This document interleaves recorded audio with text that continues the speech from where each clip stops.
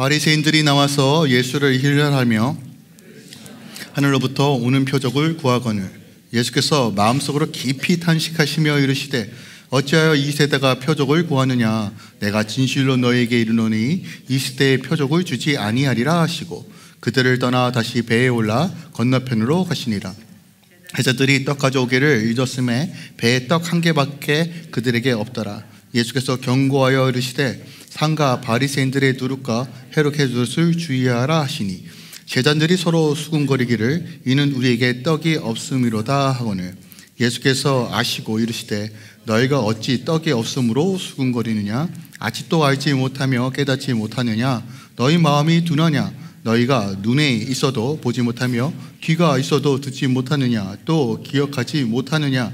내가 떡 5개를 5,000명에게 떼어줄 때 조각 몇 바구니가 거두었느냐. 이르시되 12리이다.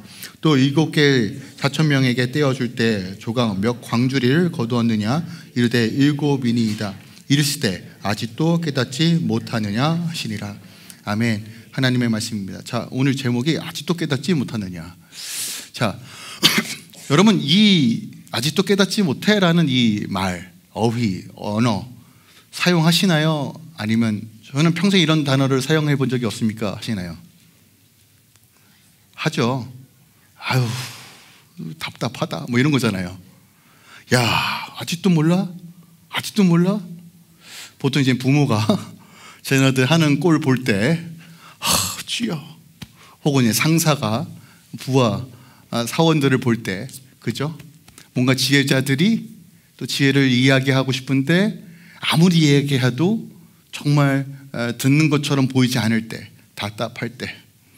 저도 이렇게 순간 오늘 예배할 때 잠깐 이 마음이 좀 들었어요. 우리 딸만 앉아 있더라고요. 그래서 제가 불렀어요. 누아야 왜 앉아 있니? 했더니 몰라 그러더라고요. 모르면 일어나 그랬어요. 그 뜻이 의미인지 무엇인지 좀 들어가길 소망하는데, 아직도 깨닫지 못하느냐. 예수님이 말씀하세요. 제자들에게요. 근데 저는 이 음성이 지금 우리에게 주시는 음성이라고 믿습니다. 왜 그럴까? 뭐 때문에 그럴까? 오늘 아주 중요한 핵심적인 부분들을 말씀하시는데 오늘 그 부분을 놓치지 않고 함께 하나님께서, 예수님께서 우리를 향하여 지금 어떤 마음으로 말씀하고 있는지를 함께 살펴보겠습니다. 혹시 이 비유는 참 많이 들었을 거예요. 여러분, 큰 유리병이 있습니다. 유리병에 물을 가득 채워요. 이 가득 찬 유리병에 잉크 하나를 떨어뜨리면 어떻게 되나요? 처음에는 티가 안 나요. 안 납니다. 그죠? 하지만 지속적으로 떨어뜨리면요, 색깔이 변하겠죠. 그죠? 성경에는 참 비유가 많이 있는데, 일단은 저는 이 유리병이라는 이 그릇을 우리의 마음에 비유한다라고 조금 생각이 듭니다.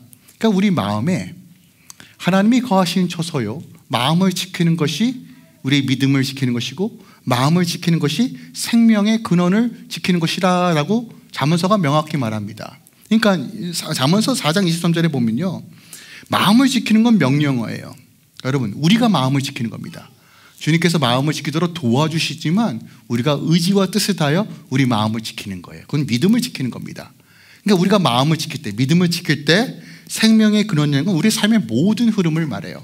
우리 삶 가운데 하나님의 형통함과 하나님의 복을 흘려보내겠다고 말하고 있어요. 근데 문제는 우리 마음 가운데 잉크가 떨어지고 지속적으로 그것을 방치하고 있을 때 우리는 마음이 혼탁해지고 탁해질 수밖에 없어요. 오늘 누룩의 비유도 같은 관점에서 말하고 있다는 것이에요. 우리의 마음을 혼탁하게 하고 우리의 믿음을 깨트리고 우리의 삶을 어그러뜨리며 하나님의 나라를 이루지 못하도록 하는 것. 예수님이 함께 했음에도 불구하고 여전히 무지함과 둔함과 깨닫지 못하는 그리스도인들을 향하여 오늘 명확하게 오늘 말씀하고 있다는 것이에요. 재미난 건요, 여러분, 이걸 좀 한 그림으로 좀 봤으면 좋겠어요. 오늘 이 사건은 오병이어에서부터 시작됐던 이 말씀의 가장 끝부분이라고 생각하시면 됩니다. 왜냐하면 여러분 기억나십니까? 오병이어 기적을 마치시고 예수님께서 원래 가시고자 했던 목적지가 어디냐면 벳세다예요. 벳세다. 그것이 바로 이제 다음 주에 다룰 벳세다입니다. 그러니까 베세다로 바로 가지 않고 두로와 시돈과 데가볼리와 그리고 오늘 달마누다 지방을 지나서 지금 이 모든 이야기들이 이어지고 있어요. 근데 이 모든 이야기들의 늘 핵심적인 주제가 무엇이냐면 여러분 떡에 대한 이야기예요. 떡에 대한 이야기. 잘 보세요. 오병이어, 수로보니의 연인, 칠병이어 다 떡에 대한 이야기입니다. 그러니까 의도적으로 마가는요 점진적으로 이 떡에 대해 떡에 담긴 계시와 의미가 무엇인지를 계속 소개하고 있어요. 그리고 이 떡이 누구라고 말하고 있습니까? 바로 예수 그리스도라고 말해요. 그런데 이 떡에 대해서 제대로 이해하지 못하니까 이제 이 떡을 만드는 이 누르개까지도 얘기를 하시는 거예요. 자 보세요. 오병이어의 기적의 핵심이 뭡니까? 몇 바구니가 남았다고 기록하고 있어요. 12바구니예요. 자, 이스라엘에서는 12지파입니다. 상징적인 거예요. 그래서 이스라엘을 먹일 선한 목자가 구원자가 예수다라는 것을 소개하는 것이 오병이어의 기적입니다. 그 다음에 일어난 사건이 수로보니의 여인의 믿음의 사건입니다. 이 사건의 핵심이 뭐예요? 주인의 상에 떨어진 부스러기, 떡 부스러기라도 그것만으로도 구원을 받는다는 것이에요. 자, 당시 손을 정결케 하는 것은 남아있는 떡을 부스러기로 비벼서 버리는 것이다라고 말씀드렸어요. 그러니까 이것은 주님의 보혈을 의미한다라고 말씀드렸어요. 그 작은 피 한 방울, 그 은혜로 우리는 온전히 구원을 얻을 수 있다는 놀라운 비밀을 선포합니다. 그렇다면 이 구원의 역사가 어디까지 확장되는가? 그것이 칠병이어라고 말씀드렸어요. 여러분 4,000명이 먹습니다. 자, 저기 성경에는 수비학이라고 넘버로지라고 하는 이 수학의 숫자의 개념을 이해하시는 게 되게 중요해요. 4라는 숫자는 동서남북 이 땅의 모든 지면을 뜻합니다. 7이라는 것은 완전한 수예요. 하나님의 완벽한 계획, 모든 민족을 뜻합니다. 또한 1000이라는 숫자는 그냥 말 그대로 숫자로 1000이라는 의미가 아니라 굉장히 많다라는 의미예요. 그래서 구약에 보면 사울이 죽은 수는 1000이요 다윗이 죽은 수는 만만이다라고 하는 이 표현이 있습니다. 그 말은 정확하게 1000명을 죽였다는 말이 아니라 정말 많이 죽였다라는 뜻입니다. 그러니까 4 곱하기 1000은 얼마예요? 숫자를 다 4000이에요. 그러니까 말 그대로 문자보다 4000이 아니라 이방인의 모든 구원받는 백성들의 수를 상징적으로 4000이라 표현한 겁니다. 그 칠병의 기적은 하나님은 이스라엘에만 구원하시는 것이 아니라 그 생명의 떡이 누구에게까지요? 모든 민족과 방언까지 이어진다는 것을 명확하게 설명하고 있다는 것이에요. 그러니까 주님은 생명의 떡을 주시러 오셨어요. 자신의 몸을 찢어서 나누어 주심으로써 생명을 주시기 위하여 오신 분이 예수님이다. 이것이 떡 안에 담겨지는 명확한 의미예요. 그런데 이 떡에 대한 의미를 계속 기적을 통해서 제시하고 있는데 제자들이 알아들어요? 못 알아들어요? 못 알아들어요. 여러분 이게 제자들의 문제가 아니에요.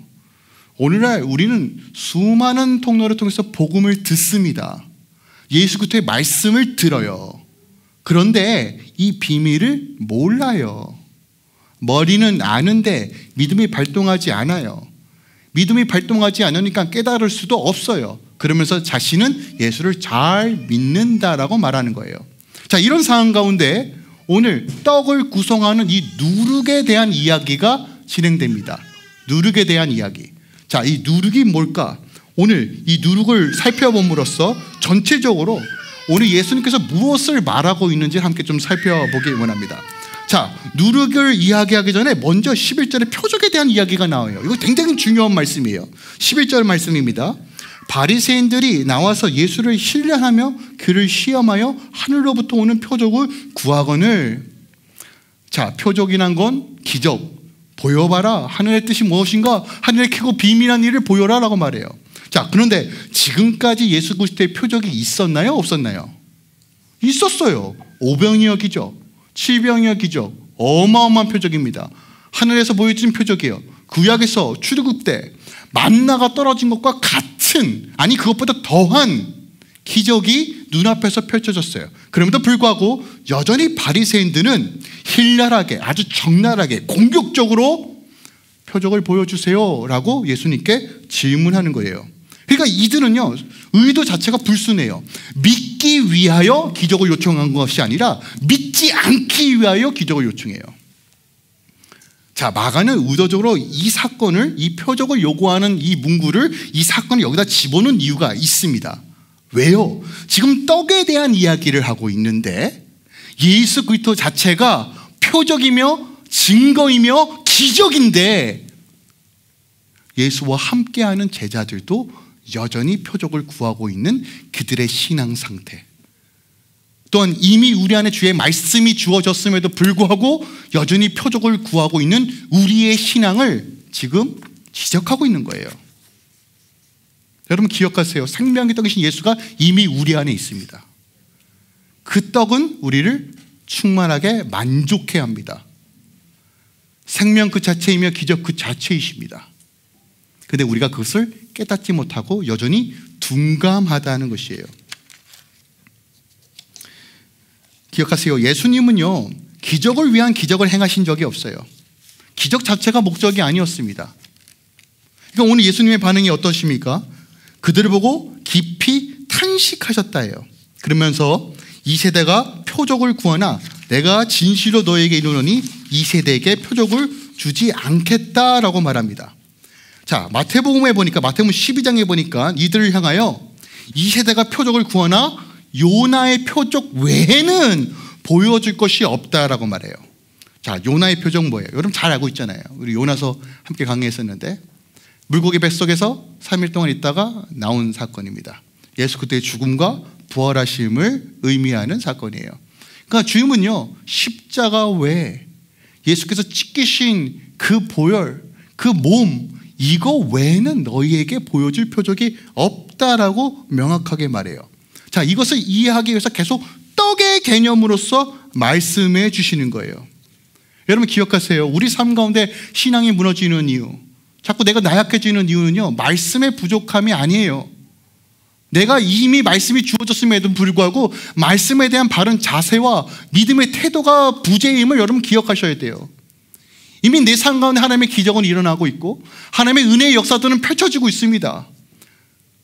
근데 나의 불신이, 내가 원하는 방식이, 오늘 말씀의 표현에 의하면 내 안에 누룩이 역사함에도 불구하고 이것을 방치하여 놔둔 결과 어느 순간 나는 예수를 믿고 있지만 예수를 믿지 않는 사람보다 더 어려운 가운데 처할 수밖에 없는 현실을 우리에게 보여주고 있는 것이에요. 오늘 누룩이라는 단어가 나옵니다. 여러분 이 누룩을 이해할 때 되게 중요한 개념이 있어요. 성경에서 누룩이 처음 나온 6월절 규례입니다. 6월절 규례. 출애굽기 때 마지막 재앙이실 때 6월절에 어린 양의 피로 문설주를 바르고 그때 하나님께서 뭐라고 명령하시냐면 누룩을 넣지 않은 떡을 먹으라, 만들어서 먹으라고 해요.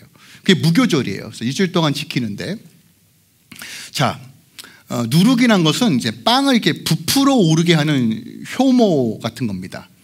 저는 이제 빵을 먹기만 좋아하고 만드는 건 싫어요. 근데 보통 이제 뭔가 이렇게 오븐에 같은 게 놓으면 빵이 부풀어 오르잖아요. 보신 적은 있으시죠?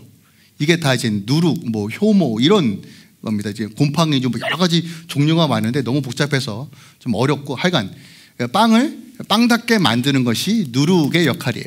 근데 누룩을 넣지 말라는 건 어떤 의미일까요? 여러분 이걸 이해하셔야지만 오늘 이 메시지가 다 풀려요.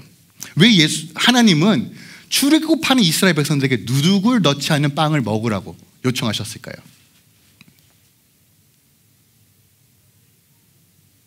심플해요. 뭐냐면 예수면 된다는 거예요. 그 외에 다른 것도 넣지 말라는 겁니다. 우리의 행위, 우리의 노력, 우리의 재정, 우리의 애씀 귀하죠. 하지만 그것이 구원을 이루지 못한다는 것이에요. 복음의 순수성, 절대성, 유일성, 오늘 이 메시지를 여전히 예수님은 하고 계세요. 그런데 지금 제자들은 못 알아듣고 있다는 것이에요. 그리고 이 누룩 같은 것들이 이미 역사하고 있다고 경고하는 거예요. 오늘 예수님께서 이렇게 말씀하십니다. 15절에 예수께서 경고하여 이르시되 삼가 바리새인의 누룩과 헤롯의 누룩을 주의하라. 자, 두 종류가 나와요. 바리새인의 누룩과 헤롯의 누룩이래요. 근데 병행 본문인 마태복음 16장에 보니까 이렇게 기록되어 있습니다. 바리새인과 사두개인의 누룩을 주의하라. 자, 세 종류의 어떤 그룹들이 나와요. 바리새인, 사두개인, 여기까지는 이해하는데 헤롯이에요.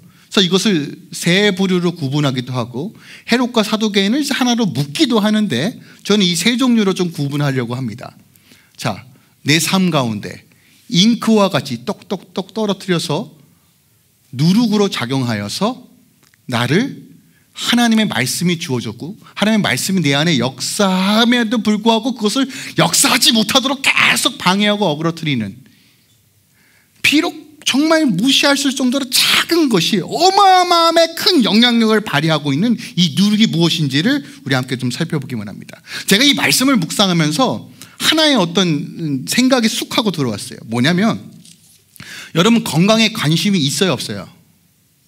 있죠? 없다고 말하는 사람들은 젊은 애들이 뭘 먹어도 상관없는 사람들. 근데 죄송해요. 저 나이 얘기해서 죄송하지만 이제 저도 이제 45이 넘어가다 보니까 먹는 거에 되게 예민해지기 시작했어요.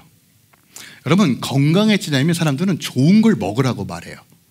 맞아요, 틀려요? 근데 여러분 그것보다 더 중요한 게 뭔지 아십니까? 안 좋은 거 안 먹는 거예요. 왜냐하면 요즘은 그냥 먹어도 아무거나 먹어도 좋은 게 너무 많아요. 그죠? 그런데 안 좋은 거를 먹는 순간 지금까지 좋은 거 먹은 게 닭빵이 되더라고요. 제가 그 선교를 마치고 오는 길에 제가 3일째 되는 날 갑자기 치킨이 너무 먹고 싶었어요. 근데 갑자기 그날 저녁에 치킨이 나오는 거예요. 실질적으로 이건 증인들이 많습니다. 3일째 아침에 딱 일어났는데 내가 치킨 100마리만 갖고 오면 내가 하루 종일 튀길 수 있는데 이런 생각하고 제가 나누었어요. 근데 그날 저녁에 치킨이 나오길래 어머 하나님도 응답하셨다. 그런데 제가 원했던 맛이 아니에요. 그 AYC의 특유의 소스로 했다는데 제 소스 맛이 제가 원하는 소스 맛이 아니더라고요. 그래서 그 잔상이 계속 남아있는 거예요. 치킨. 근데 알거든요. 제가 제 안에 요즘 기름기 있는 거 먹으면 몸이 힘들어요. 3일째 날도 치킨 먹고 다 알아 누웠어요. 선교회 되는데 알아 누웠습니다. 근데 오는 길에 갑자기 그게 떠나지 않는 거예요. 먹으면 몸에 또 힘든데 어떡해. 그러니까 저녁 9시쯤에 제 집에 도착했는데 저도 어쩔 수 없이 우버 앱을 딱 켜고 치킨을 주문했는데 제가 웅 목사님한테 걸렸어요. 목사님 치킨 주문하시네요. 아니 애들 주려고. 근데 2마리 시키니까 근데 여과 없이 먹었더니 금요일 아침에 아직 일어나지 못하는 그런 사태가 벌어졌는데, 저는 오늘 이 말씀을 통해서 예수님께서 그렇게 말씀하시는 것 같아요. 생명의 근원이신 예수의 말씀, 그 떡이 우리 안에 제공되는데 몸에 안 좋은 거. 근데 여러분 안 좋은 게 맛이 있어요, 없어요? 기가 막히죠. 기가 막혀요. 그죠? 저는 여전히 제로 콜라를 먹는 이유가 이해가 안 됩니다. 오리지널이죠. 근데 건강 생각한다고 뭐 제로다 뭐다 먹는데, 그죠? 근데 알잖아요. 안 먹어야 됨을 알아요. 저는 이 누룩이 그거와 같다라고 봅니다. 우리가 알아요. 모르는 게 아닙니다. 저는 오늘 신앙이 몰라서 무지해서가 아니라 이것이 진짜 그 가치가 무엇인지 깨닫지 못하기 때문에 일어나는 일들이 더 많다라고 생각하는 사람입니다. 자, 그러면 우리 안에 안 좋은 걸 뻔히 알면서도 역사하는 걸 그냥 방치하는 것이 무엇일까? 3가지입니다. 바리새인과 사두개인과 헤롯의 누릇입니다. 자, 하나씩 살펴보겠습니다. 바리새인 누릇이에요. 바리새인의 누릇이 뭘까요? 여러분 우리가 지금까지 계속 살펴보면서 바리새인이 어떤 그룹인지 여러분 좀 감이 잡혔을 거예요. 바리새인의 누룩의 핵심은 뭐냐면 히포크리트, 외식입니다. 겉과 속이 달라요. 이중잣대라고 좀 표현하시면 될 것이에요. 나한텐 관대한데 남한테 엄한 거예요. 여러분 이들은 말씀 그대로 엄격하게, 어떻게 보면 말씀뿐만 아니라 장로들의 정통까지 어마어마하게 지키려고 노력했던 사람인데 그 자신의 의로 남을 판단하고 정죄하는 사람들입니다. 경건해 보이는데 경건하지 않는, 교만과 부패함으로 가득 차 있는 형식주의자들이 바로 저는 바리새인의 누이라고 말하는 거예요. 지금 방송에 나가지만 좀 얘기하겠습니다. 제가 최근에 정치 관련된 유튜브를 다 끊었습니다. 안 봐요. 왜 안 보냐면 이런 거예요. 저는 오른쪽이나 왼쪽이나 도찐 개찐이라고 봅니다. 왜냐하면 오른쪽에 있으신 분들은 지들만 맞대요. 본인들이 진리예요. 그거 안 하면 뭐 진짜 막 복음이 다 파괴되는 것처럼 얘기해요. 제가 처음에는 그래 우리가 질서를 지켜야지 했는데 듣다 보니까 아직도 오만함으로 가득 차 있어요. 그 회개해야 돼요. 왼쪽은 또 너무 하나님이 없어요. 사람. 그래서 그냥 다 끊었어요. 주님께서 이러시는 것 같아요. 너네 아직도 깨닫지 못한 이런 것 같아요. 솔직하게 댓글로 달아주세요. 제가 반박해 드리겠습니다. 정말로요. 하나님의 마음을 알아야 돼요. 오늘날 바리새인들이 너무 많습니다. 정말로요. 여러분 바리새인들은 누룩은 반드시 우리를 병들게 합니다. 여러분 제가 늘 말씀드리지만 기독교는 종교가 아니에요. 종교인을 만들라고 주신 것이 아닙니다. 우리가 경건한 자세와 태도와 그 정신은 본받아야 되지만 율법에 묶이면 안 돼요. 여러분 율법에 묶이지 않으려면 본질이 무엇인지 비본질이 무엇인지를 아셔야 합니다. 다시 말씀드립니다. 본질에 대한 거는요 옳고 그름이 명확해야 돼요. 안 되는 건 안 된다, 된다는 되는 건 명확하게 말씀하셔야 돼요. 이것저것 이리저리 저리 하다 보면 다 넘어집니다. 그런데 비본질적인 것은 여러분 관용과 사랑과 애통과 용서와 자비로 흘려보내야 돼요. 그런데 그런 것들에 매여 있으면요 여러분 여러분도 피곤하고 상대방도 피곤하고 다 메말라가는 거예요.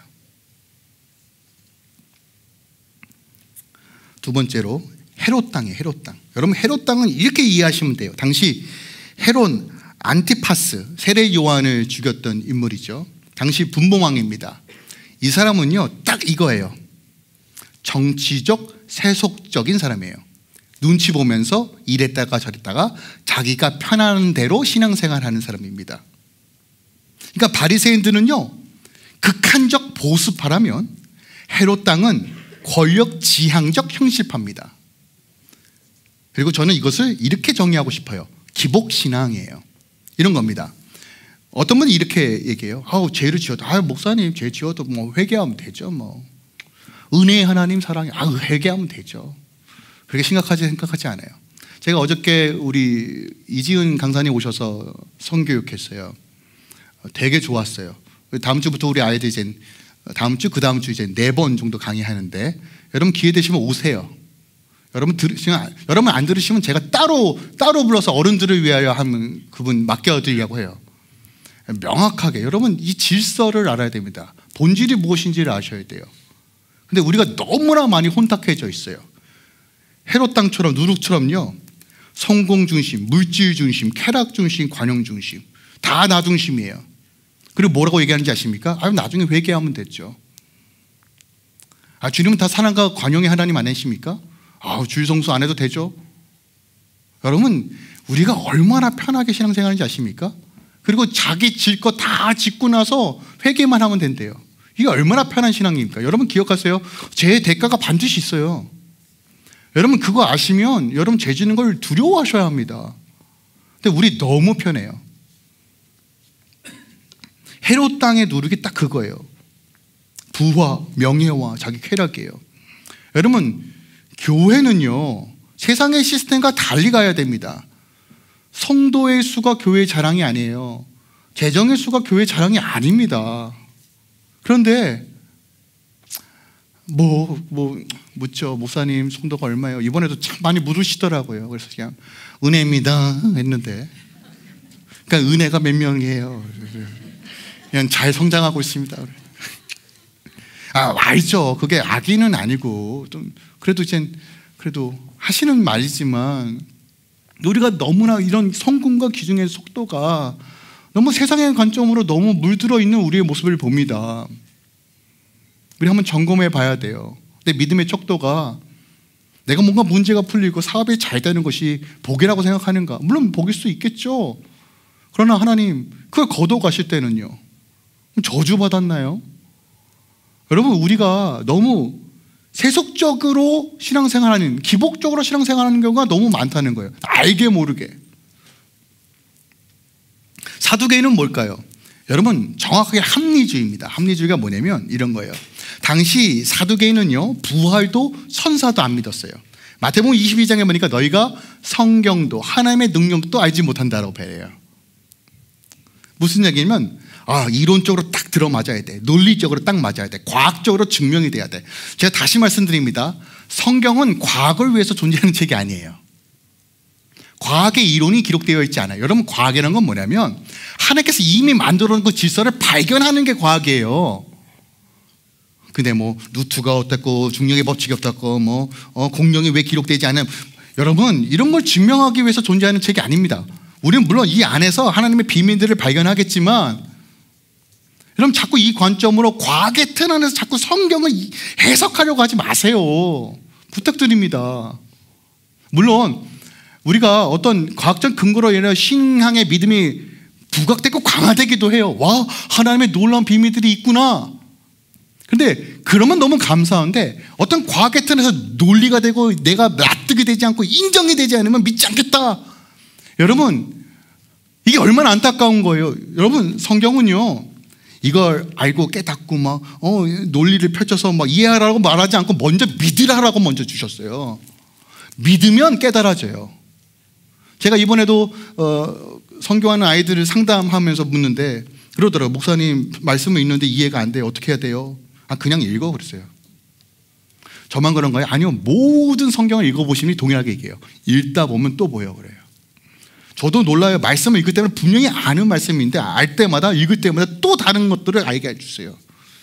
왜요? 이게 영의 책이기 때문에요. 성경이 아니면 해석이 안 되기 때문에 그래요. 생명이 여기 안에 주어졌습니다. 왜냐면 자꾸 논리적으로 물론 제 성격도 납득이 돼가지고 논리를 펼쳐야 되고 계속 그것을 공부하고 있는 사람이지만, 여러분, 우리가 자꾸 그 관점에서 성경을 보면 우리는 완악해질 수밖에 없고, 우리는 자꾸 뭔가 내가 납득이 되지 않으면 믿음이 발동하지 않는 식으로 발전되게 돼요. 여러분, 그 헤롯이나 바리새인이나 사두개인 누룩이나 다 다른 것처럼 보이지만 결국 한 부류예요. 뭐냐면요, 다 나 중심이에요. 나 중심. 나 중심적 신앙이 누룩이라는 거예요. 예수가 함께 있음에도 불구하고, 말씀이 함께 있음에도, 생명의 떡이 함께 있음에도 불구하고 그들은 자기밖에 못 봐요. 그러니까 예수님께서 오죽 답답하셔서 누룩 이야기를 하는 거예요. 지금 너희 안에 누룩이 있다. 교회 안에 누룩이 있다는 거예요. 그것이 하나님 나를 누리지 못하게 한다는 거예요. 생명의 떡을 먹음에도 불구하고 좋은 것을 아무리 먹어도 나쁜 것으로 인해 몸이 망가지고 있다라는 얘기예요. 여러분, 교회가 바리새인 누룩에 물들이면 사랑과 겸손은 사라지고 형식만 남아요. 교회가 헤롯의 누룩에 퍼지면 세상의 가치에 타협하고 거룩을 상실합니다. 끊임없이 죄와 타협해요. 괜찮아. 이 정도 죄는 괜찮아. 여러분, 택도 없습니다. 사두개인의 눈에 자꾸 교회에 퍼지면요, 말씀의 초월성, 성령의 역사를 부정하는 냉랭한 공동체가 돼요. 예배를 드리는데 다 죽은 것처럼 보여요. 좀비들만 있어요. 여러분, 그런 예배 원하십니까? 저는 요즘 우리 교회 예배가 계속 활성화돼서 너무 좋아요. 진짜 할아버지도 할머니도 춤을 춰요. 할렐루야. 이번에 원주민 선교 갔는데 아주 그냥 시작부터 처음까지 그냥 바둥바둥 뛰고 아주 열차를, 저는 그런 거 되게 힘들어 하잖아요. 저 구석해가지고 어쨌거나 이러는데, 그러면서도 저 나름대로 리듬을 타면서 어쨌거나 이러는데, 여러분, 이런 일들이, 주 안에서 자유하는 일들이, 그죠? 우리 안에 기쁨과 충만함이, 성령의 역사들이 일어나길 소망합니다. 그러기 위해서는 여러분 기억하세요. 누룩을 버려야 돼요. 자, 누룩을 어떻게 버릴까? 우리 안에 왜 자꾸 누룩이 역사할까? 그것이 마태복음 22장에 나옵니다. 22장 23절과 24절. 우리 함께 읽을까요? 시작. 화있을진저 외식하는 서기관들과 바리새인들이여, 너희가 박하와 회양과 근체의 11조는 들이되 율법에 더 중한 바 정의와 국률과 믿음을 버렸도다. 그러나 이것도 행하고 저것도 버리지 말아야 할지니라. 맹인된 인도자여, 하루살이는 걸러내고 낙타는 삼키는도다. 자, 이 말씀이 뭐냐면 박하와 회양과 근체는요, 되게 소소한 약초나 어떤 나물이나 어떤 식물들이 돼요. 그러니까 이런 거 길거리 가면서 야 이거 먹어야지. 하나님 감사합니다. 이러면서 이것도 진짜 세밀하게 11조를 드려요. 그런 거 있죠. 누군가가 어떤 선물을 줬어요. 근데 이게 정확한 가격을 모르는데 대략 한 20불 정도. 그래, 하나님 감사하다. 그럼 20불이니까 자 2불을 지금 구분해서 이러신 분들 계세요. 아니, 저는 그 마음이 순수하고 하나님을 경외하는 마음이라고 생각합니다. 그렇죠? 제가 뭐라고 하고 싶진 않아요. 그런데 문제는 뭐냐면 나도 그렇게 하니까 너도 그렇게 하라고 막 찔러대는 거예요. 야, 그거 경건 아니야. 하나님은 모르는 거야. 그런데 이렇게 11조 철저하게 율법을 지키는 것처럼 보이지만 뭘 버렸다고 말합니까? 정의와 국률과 믿음이에요. 자, 이거 되게 중요한 단어입니다. 여러분, 정의가 뭐예요? 정의. 와, 정의. 악을 무찌르고 막 선을 세우는 것을 정의라고 이해하잖아요. 성경에서 정의는 여러분 이렇게 이해하셔야 돼요. 하나님과 바른 관계가 정의예요. 다시 말씀드립니다. 성경에서 늘 정의는 이 개념으로 이야기합니다. 어떤 법적인 정의가 아니라 하나님의 의를 실천하는 것, 하나님과 온전한 관계가 정의예요. 국률은 뭘까요? 제가 지난주도 살펴봤는데 국률, 애통하는 마음, 자비, 하나님께서 불쌍히 여기는 마음이에요. 하나님께 받은 은혜를 흘려보내는 마음이 국률이에요. 그러니까 여러분, 정의가 우리 삶 가운데 역사하면 국률은 드러나요, 안 드러나요? 드러나요. 그것이 믿음이다라고 얘기하는 거예요. 믿음은 믿겠다가 아니라 여러분, 하나님과의 관계의 깊이가 믿음이에요. 그러면 여러분, 정의, 국률, 믿음, 이거 다 세 단어 뭘 얘기하고 있어요? 관계를 얘기하고 있는 거예요. 우리는 행위를, 바리새인들, 사두개인들, 헤롯 당은 행위를 이야기하는데 성경은 관계를 이야기해요. 여러분, 우리가 기브 앤 테이크 방식으로 살지 마십시오. 하나님은 그런 방식으로 우리에게 접근하지 않으세요. 자신의 몸을 찢어서 우리에게 주셨어요. 뭘 바라나요? 아니에요. 함께 살자, 함께 거하자, 함께 눈마주하자, 함께 동행하자. 그게 구원이라고 말하고 있어요. 그리고 그 관계 설정으로 걸어갈 때, 그 관계를 최우선으로 둘 때 주님과의 친밀함과 인티머시와 주님과 눈 마주하는 것, 그것이 구원인 것, 그것이 복음을 누리는 삶이다. 그리고 생명의 그릇인 예수가 나와 함께함에도 불구하고 그것에 초점을 맞추지 못하니까 여러분, 내게 없는 결핍에만 집중하는 거예요. 그것이 바로 오늘 14절 이하의 말씀이에요. 보세요. 예수님께서 경고하세요. 야, 바리새인과 누룩과 헤롯의 누룩을 주의해. 이런 거예요. 엄히 경고하고 있어요. 자, 교실 안에서 선생님이 이거 시험에 꼭 나와, 중요해. 근데 애들이 뭐라고 말합니까? 어머, 나 도시락 안 갖고 왔어. 어머, 나 배고파. 어떻게, 점심 어떻게 해결하지? 내가 오늘 선생님 도시락 주기로 했는데, 이 얘기하고 있는 거예요 지금. 이해가 되십니까? 경고하고 말씀의 핵심을 얘기하고 있는데 여전히 지들 먹을 것만 생각해요. 놀랍지 않으세요? 5병이 여기죠, 7병이 여기죠 경험했는데 여전히 떡 하나밖에 없다고 걱정해요. 왜 그럴까요? 그것밖에 보이지 않는 거예요. 여러분, 기적을 경험하면 뭐합니까? 하나님의 은혜를 경험하면 뭐합니까? 여전히 누르고 제거하지 않는데, 여전히 세속적인데, 여전히 돈 따라가는데, 여전히 쾌락을 따라 내중심적으로 죄를 짓고 안 짓고 짓고 안 짓고 짓고 안 짓고 안 짓고, 주일성수를 했다 안 했다 했다 안 했다 했다 했다. 아유, 주일성수하는 거 율법에 치우친 거 아닙니까? 여러분 기억하십시오. 말씀도 안 지키면서 신앙 좋은 거 못 봤습니다. 저 진짜 다 자기 방식으로 신앙생활 하면서 하나님의 은혜와 복음 구해요. 헤롯 땅처럼. 하나님 유명해져야 되겠습니다. 하나님도 두려워요. 여러분, 세례 요한 죽으니까 예수님 보고, 야, 제2의 세례 요한 아니야 아마. 여러분, 두려움에 생명의 떡이 주어졌음에도 나쁜 거 계속 먹으니, 나쁜 것이 역사하도록 방치하니 여전히 세속적으로 땅만 보고 있는 것이에요. 여러분, 이런 모습이 제자들의 문제가 아니라 우리의 문제라고요. 우리의 문제입니다. 여전히 예수님의 의중을 모르고 지들끼리만 수군거려요. 야단 맞을까 봐 무서워하는 아이들처럼 그렇게 하나님을 두려워하기만 합니다. 본질을 다 놓쳐요.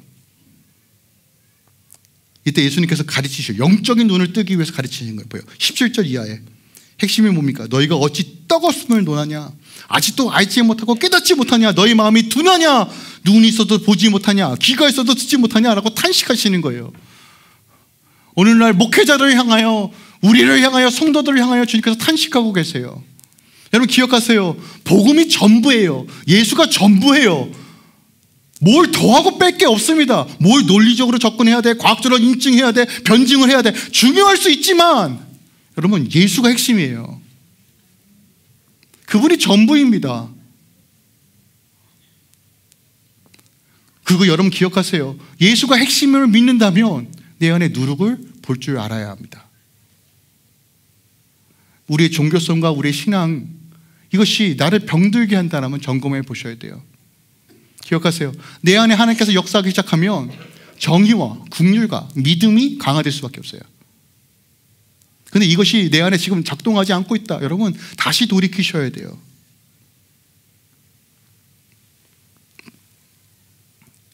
주님은 명확하게 이 질문을 통해서 주님이 누구신지를 제시합니다. 생명의 떡이 예수다예요. 오늘날 이 시대의 모든 문제는 의식주의 문제가 아닙니다. 결국 생명의 떡의 부재입니다. 여러분이 살고 있는 모든 문제는 먹고 사는 문제, 돈이 없어서 생겨나는 문제가 아니고, 질병의 문제도 아니고, 관계 깨어짐의 문제가 아니고, 본질적인 문제는 주님의 생명의 떡의 부재이며 그 떡을 먹으면서 여전히 누룩을 방치한 결과입니다. 그리고 그것을 방치하는 순간, 어느 순간 내 안에 마음이 누룩이란 잉크로 얼룩져 있는 것이에요. 자, 그렇다면 이 문제 어떻게 해결해야 될까요? 여러분, 우리 다 알고 있는 거예요. 떨어져 있는 잉크를 버리고 일단 원인을 제거해야 되잖아요. 그리고 생명의 떡, 생명의 강수이신 예수를 계속 붓는 거예요. 여러분 붓는 방식이 뭐예요? 그게 예배예요. 그게 예배입니다. 삶에서 해서 주님과 눈 마주하는 거예요. 그리고 주님의 음성을 듣기 위해서 말씀을 사모하는 거예요. 저는 오늘날 우리의 문제는 믿음과 신앙이 왜 자꾸 일치가 안 될까? 왜 자꾸 우리가 연약해질까에 대한 문제는 결국 뭐냐면 하나님을 향한 열망과 갈망의 문제라고 봐요. 알아요, 우리. 근데 갈망하지 않아요. 기적을 원하지만 바라지 않아요. 회복을 원하지만 소망하지 않아요. 그리고 여전히 현실과 타협해요. 우리에게 필요한 건 예수면 충분합니다. 예수가 전부입니다. 그 누룩을 벗어버리고 제거하고 다시 돌이킵시다. 그리고 다시 한번 말씀으로 우리 삶을 세워갑시다. 안 되죠. 여전히 의심이 들죠. 나약하죠. 그저 우리 청년들 얼마나 힘들어요. 지금 목사님 언제 설교 끝나요? 지금 벌써 40분 넘어갔는데 막. 곧 끝나요. 저는 늘 어떤 마음으로 이 자리에 서냐면 오늘이 마지막이다라고 서요. 여러분 모르겠지만 저는 내가 오늘 이 설교를 마지막으로 한다면 나는 어떤 얘기를 전해야 될까라고 생각하고 늘 와요. 그리고 이 자리에서 제가 할 수 있는 유일한 말은 예수님밖에 없어요 라고 하는 말밖에 없어요. 제가 이번에 선교를 보면서도 명확하게 확인됐습니다. 좋은 프로그램, 여러분 프로그램 없어요. 거기 갔더니 막 농구하다가 프로그램 있다가 없어지고 종땡 치면 밥 먹으러 가고, 진짜 그렇게 러프한 컨퍼런스는 처음 봅니다. 그런데 하나예요. 만날 때마다 기도하고 위로해주고 예수님밖에 없다. 그리고 거긴 주여라고 안 했고 지저스 지저스 지저스 세 번을 아주 그냥 예수 어디 가나 그냥 우렁차게 기도하고 그러고 다녀요. 자, 그 모습을 원주민들이 봐요. 아까 저희 화면에서 첫 번째로 아까 침례받을 때 확 소리 질렀던 형제 기억나죠? 원주민 늘 사고 치던 애였대요. 걔가 결국은 올해 본인이 그러니까 동네 깡패 불량아 중에 불량아 문제투성인 애가 지금 첫 번째로 침례받고 이런 거예요. 물론 저러다가 또 사고 치겠죠. 인간은 그래요. 우리 오늘 이렇게 회개하고 돌이켜서 하나님 누룩 제거했습니다 해도 여전히 잔재되는 누룩이 막 술면술면 올라옵니다. 그래도 여러분 기억하세요. 다시 생명의 떡을 먹는 거예요. 다시 표대를 향해 걸어가는 거예요. 다시 말씀 붙잡고 걸어가는 거예요. 함께 지어져 가는 거예요. 함께 기도하는 거예요. 그때 하나님의 놀라운 역사들이 일어난다는 것입니다. 다시 말씀드립니다. 좋은 것을 먹는 것도 중요하지만 안 좋은 거 안 먹는 거 중요하죠. 이거 두 가지 다 해야 돼요. 그 여러분 스스로 점검해 봅시다. 내 안에 누룩이 역사하는가? 여전히 바리새인처럼 판단하고 정죄만 하고 있는가?